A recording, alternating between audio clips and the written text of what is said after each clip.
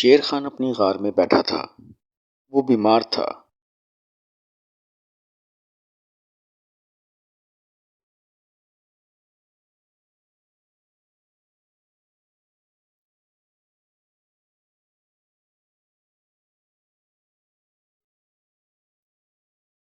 تباکی جنگل سے شیر خان کی طرف جا رہی تھی اور خود سے بول رہی تھی، پتہ نہیں شیر خان نے مجھے کیوں بلایا ہے؟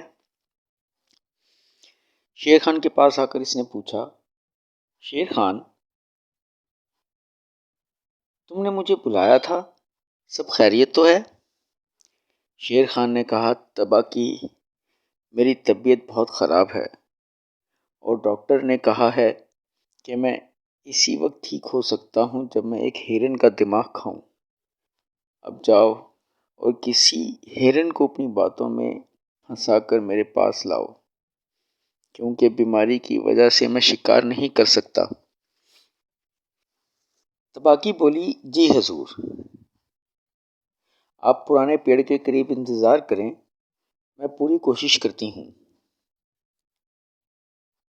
تباکی چل پڑی۔ وہ خود سے باتیں کرتی جاتی تھی کہ آج اگر کوئی ہرن پھنس گیا تو بہت بڑی دعوت ہو جائے گی، بڑا مزہ آئے گا۔ تباکی نے ایک ہرن کو گھاس کھاتے دیکھا۔ وہ اس کے پاس گئی اور بولی، تم کتنے خوبصورت اور طاقتور ہو، مجھے تو لگتا ہے کہ جنگل کا بادشاہ تمہیں ہونا چاہیے۔ ہرن بولا، تباکی، جنگل کا بادشاہ تو شیر خان ہے۔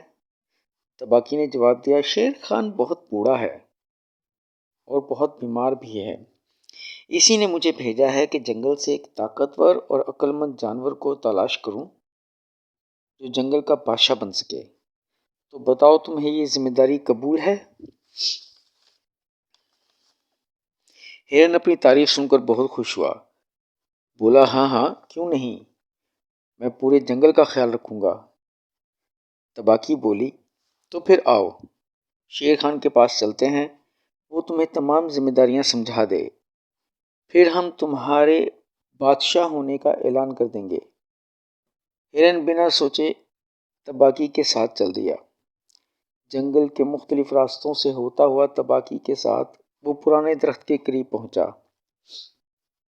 ہرن وہاں پہنچ کر بولا، تباکی، جلدی سے شیر خان کو بلاؤ کہ وہ مجھے بتائے کہ بادشاہ کو کیا کرنا ہوتا ہے۔ شیر خان نظر نہیں آ رہا۔ شیر خان درخت کے پیچھے سے نکلا، آرام سے چلتا ہوا آیا اور اچانک ہرن پر جھپٹ پڑا اور ہرن کو کھانے لگا۔ موقع پا کر تباکی نے ہرن کا دماغ کھا لیا۔ شیر خان نے جب دیکھا کہ ہرن کا دماغ نہیں تو اس نے پوچھا، تباکی، اس کا دماغ کہاں ہے؟ کیا تو نے تو نہیں کھا لیا؟ تباکی مسکراہٹ کے ساتھ بولی، حضور، اس ہرن میں دماغ ہوتا تو وہ اتنی آسانی سے میری باتوں میں نہ آتا۔ میں تو اپنے حصے کا انتظار کر رہی ہوں کہ آپ پہلے کھا لیں، میرا انعام بعد میں دے دیجیے گا۔ اس طرح تباکی نے شیر خان کو دھوکہ بھی دیا اور بہت بڑا حصہ لے کر چلتی بنی۔